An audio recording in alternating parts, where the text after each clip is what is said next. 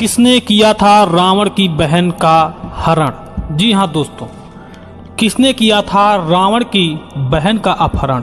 त्रिलोक विजयी, समस्त भूमंडल, आकाश पाताल तथा पृथ्वी लोक और समस्त देवलोक को जीतने वाला रावण, उसके बहन का किसने हरण किया था? जी हाँ दोस्तों, आज मैं आपको इस कथा के माध्यम से बताने वाला हूँ। किताब वो है जिसका नाम है वाल्मीकि रामायण। मैं उसका पन्ना भी आपको प्रूफ के साथ दूंगा। चलिए कथा को शुरू करते हैं मित्रों। रावण उस समय जब आताताई हो चुका था और उसने समस्त देवलोकों को जीत लिया था, तो उसने जब दिग्विजय के लिए वह निकलता था तो वह समस्त पृथ्वी या कहीं किसी लोक में हो, वो अत्याचार मचाता चलता था। देवता, दानव, यक्ष, किन्नर जो भी थे, सब लोग उससे डरते थे। लौटते समय वह बड़े हर्ष से भरा हुआ रहता था।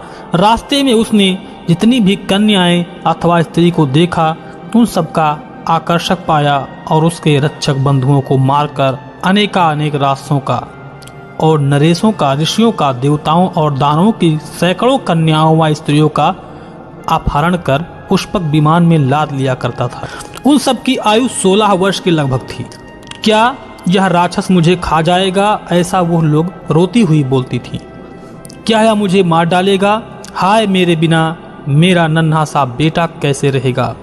मेरी माँ की क्या दशा होगी और मेरे भाई कितने चिंतित होंगे? ऐसा कहती और सोचती ही वे सभी अपने अपने पिता, माता, भाई तथा पति की याद करके एक साथ करुणाजनक विलाप करती हुई बोली, यह नीच पराई स्त्रियों के साथ रमण करता है, इसलिए स्त्री के कारण ही इस दुर्बुद्धि राक्षस का वध। पतिव्रता साध्वी स्त्रियों के इस तरह श्राप देने पर रावण की शक्ति घट गई। वह निस्तेज हो गया। उसके मन में उद्योग सा होने लगा।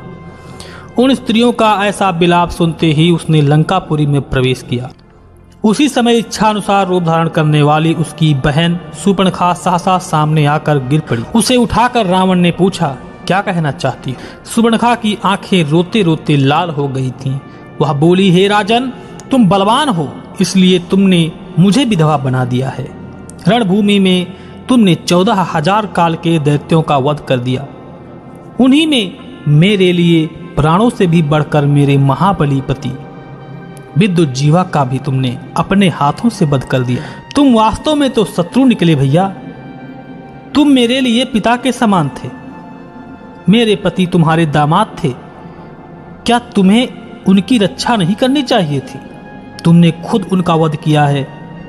यह सोचकर क्या तुम्हें लज्जा नहीं आती है? रोती हुई कोसती हुई बहन के ऐसा कहने पर रावण ने उससे मधुर वाणी में कहा, बेटी, अब रोना बेकार है। मैं दान, मान, अनुग्रह द्वारा हर तरह तुम्हें संतुष्ट करूंगा। मैं युद्ध में उन्मत्त हो गया था। मुझे केवल विजय पाने की धुन थी, इसलिए लगातार बाण चलाता रहा। अपने पराये का ज्ञान जाता रहा। बहन, तुम अपने मौसेरे भाई घर के पास जाकर रहो। दोस्तों, मौसेरा भाई यानी रावण की मौसी, जिनका नाम था अनला और उनके पिता का नाम था सुमाली, जो रावण के बड़े नाना थे, तो अपनी बहन खरदूसर के पास उसने भेज दिया, जो खरदूसर रिश्ते में उसके मौसेरे भाई लगते थे। महाबली दूषण उसका सेनापति होगा। रावण की आज्ञा पाकर खरशीघ्र ही दंडकारण्य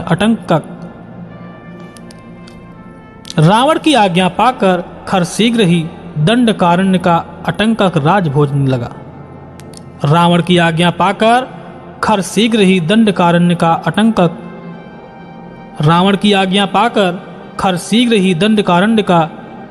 अकंटक राज्य भोगने लगा।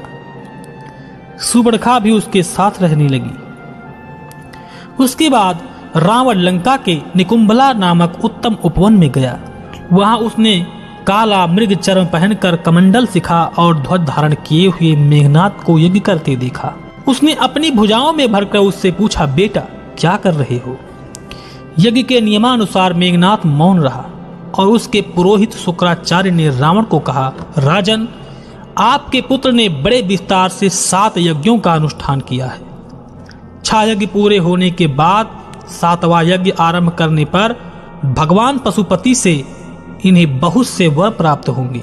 साथ ही इच्छा अनुसार चलने वाला एक दिव्य आकाशचारी रथ और तामसी नाम की माया उत्पन्न होगी, जिससे अंधकार उत्पन्न किया जाता है।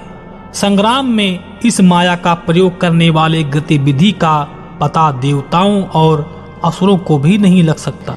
इनके अलावा बाणों से भरे हुए 2 अक्षय तरकस, अटूट धनुष और अन्य प्रबल अस्त्र भी मिल जाएंगे। यह सुनकर रावण ने कहा, बेटा तुमने यह अच्छा नहीं किया, क्योंकि इस यज्ञ में इंद्र आदि देवताओं का पूजन हुआ है। खैर, जो कर दिया सो अच्छा ही किया, अब आओ घर चले।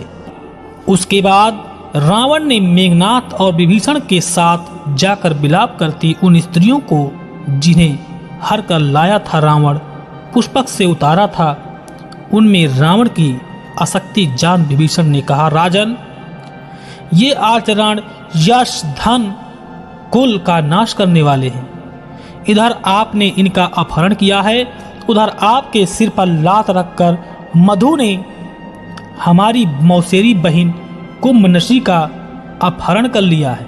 रावण ने पूछा, मधु कौन है? विभीषण ने कहा, हमारे नाना सुमाली के बड़े भाई माल्यवान हैं। उनकी पुत्री अनला हमारी मौसी है। उन्हीं की पुत्री कुंभनशी है। हे राजन, मेघनाथ जिस समय यज्ञ में तत्पर था, उसी समय मैं तपस्या के लिए पानी में रहने लगा। उस समय मधु ने हमारे मंत्रियों को मार डाला और कुंभनशी का अपहरण कर लिया। हमारे यहाँ जो कन्या का अपहरण हुआ है, वह आपके इसी पाप कर्म के कारण हुआ है। विभीषण की बात सुनकर रावण तपे हुए जल वाले समुद्र के समान संतप्त हो उठा। वह रोष से जलने लगा, उसकी आंखें लाल हो गईं और बोला, मेरा रथ जोड़कर आवश्यक सामग्री उसमें रख दी जाए। मेरे सूरवीर सैनिक रण यात्रा के लिए तैयार हो जाएं। भाई कुंभकर्ण और दूसरे मुख्य राक्षस अस्त्र शस्त्रों को लेकर सवारियों पर बैठे। रावण का भय न मानने वाले मधु को युद्ध भूमि में मारकर मैं आज देवलोक की यात्रा करूंगा। रावण की आज्ञा से राक्षसों की 4000 और छौड़ी सेना मेघनाथ की अगुवाई में अनेक प्रकार के अस्त्र शस्त्र लिए तुरंत लंका से बाहर निकली। विभीषण धर्मात्मा लंका में ही रह गए। उसी समय भयभीत कुंभनशी ने हाथ जोड़कर रावण के चरणों में अपना मस्तक रख दिया। तब रावण ने कहा, डरो मत, तुम्हारे लिए मैं क्या करूं यह बताओ। वह बोली, महाबाहो, यदि आप मुझ पर प्रसन्न हैं तो आज यह मेरे पति का वध न कीजिए, क्योंकि वैधव्य ही नारी के लिए सबसे बड़ा भय और उससे महान कष्ट है। यह सुनकर रावण अपनी बहन से बोला, तुम्हारे पति कहाँ हैं? मैं उन्हें साथ लेकर देवलोक पर विजय के लिए जाऊंगा। उसके ऐसा कहने पर कुंभनशी अत्यंत प्रसन्न सी होकर अपने सोए हुए पति के पास गई और उसे उठाकर बोली, मेरे भाई दशग्रीव पधारे हैं और देवलोक पर विजय पाने की इच्छा लेकर वहां जा रहे हैं। इस काम में वे आपको सहायक बनाना चाहते हैं, अतः अपने बंधु बांधव के साथ आप उनकी सहायता के लिए जाइए। दोस्तों, ये थी कथा जो रावण की बहन का हरण किया था स्वयं मधु नाम के राक्षस ने, और उसकी एक नगरी थी जिसका नाम था मथुरा, जो दक्षिण भारत में पड़ती है। यह मथुरा नहीं है जो मथुरा आप इसमें वृंदावन को देख रहे हैं, वो मथुरा दूसरी थी जो दक्षिण भारत में पड़ती थी, जिसका प्रमाण वाल्मीकि रामायण दे रहा है। मित्रों, अगर इसका पार्ट 2 चाहिए तो आप कमेंट बॉक्स में जरूर बताएं। वीडियो कैसा लगा तो ये भी कमेंट बॉक्स में बताएं, और अगर आपको वीडियो अच्छा लगा हो तो वीडियो को लाइक करें, और टारगेट रखते हैं 5000 लाइक का। 5000 लाइक इतना ज़्यादा तो होता नहीं है, आप लोग एक लाइक करके कर सकते हैं। और अब आप लोगों से लेते हैं विदा, फिर मिलेंगे आपके लिए ऐसे टॉपिक के साथ। तब तक के लिए जय श्री राम।